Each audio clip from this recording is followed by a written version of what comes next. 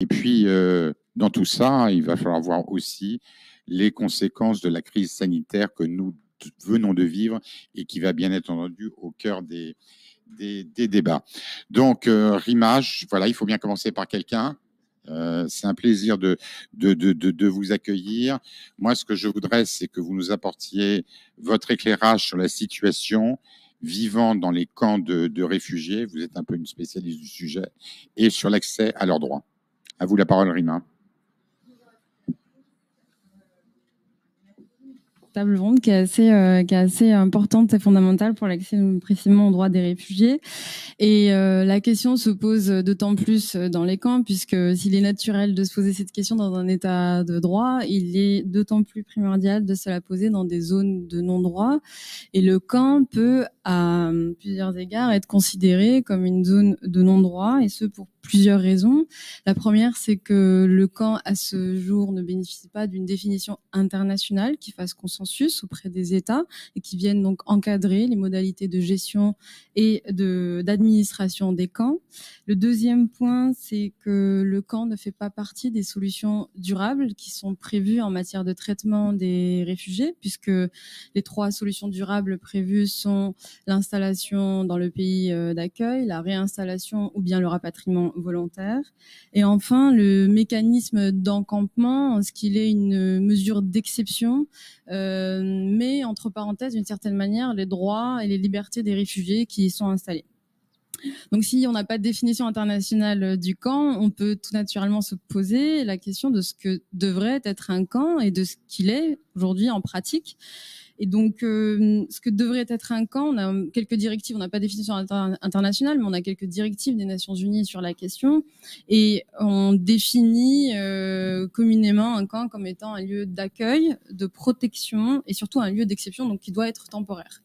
Or, dans les faits, donc sur l'accueil, on se rend compte que le camp est bien souvent une mise à l'écart et bien souvent aussi un lieu d'enfermement des populations réfugiées. En matière de protection, ça devient par moments un lieu de privation de liberté des réfugiés et parfois aussi un lieu de persécution des réfugiés qui y sont installés.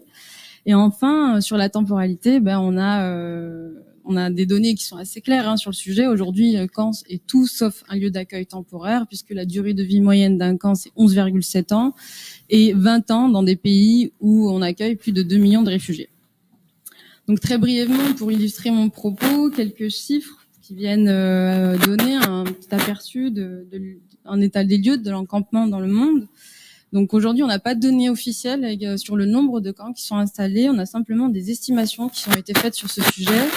On estime qu'il y aurait entre 450 et 500 camps de réfugiés installés dans le monde, 1500 camps de déplacés internes et des milliers de camps informels, autogérés par les migrants, demandeurs d'asile ou réfugiés eux-mêmes, et qui sont très très difficiles à recenser puisqu'ils ne bénéficient pas d'une gestion officielle. On a en moyenne un réfugié sur 3 qui vit dans un camp, un déplacé interne sur 2. Et comme je disais, donc un réfugié passe également en moyenne 17 années dans un camp de réfugiés. Donc c'est 17 années où les droits des réfugiés peuvent être mis entre parenthèses. Et pour être encore plus précise sur les zones géographiques, donc en Afrique, je vais commencer par l'Afrique puisque c'est la zone géographique où il y a le plus fort taux d'encampement de réfugiés. On est à 78,5% de réfugiés encampés. En Asie, on est à 40,5%. Et au Moyen-Orient, on est à 10%. Mais il faut nuancer ces données puisque on a souvent parlé du Liban comme un des principaux pays d'accueil des réfugiés syriens. Or, dans les faits, les camps qui sont installés au Liban, ce sont des camps informels, donc non recensés par les agences onusiennes chargées généralement de l'administration de ces camps. Et puis, ça ne prend pas en compte les autres gestionnaires des camps. On a des camps qui sont gérés par des États, des ONG, donc ça mobilise pas systématiquement le HCR. Et puis, il est aussi exclu les camps de l'UNRWA, qui sont les camps donc des réfugiés palestiniens qui sont gérés par une autre agence onusienne. Et donc, l'évaluation de l'accès aux droits des réfugiés dans les camps est d'autant plus problématique et compliquée puisqu'il y a une certaine opacité sur la question des camps et un manque de transparence sur la gestion et l'administration des camps. Et pour ça, il y a trois données qui sont très claires, qui viennent nous montrer, caractériser cette opacité, ce manque de transparence.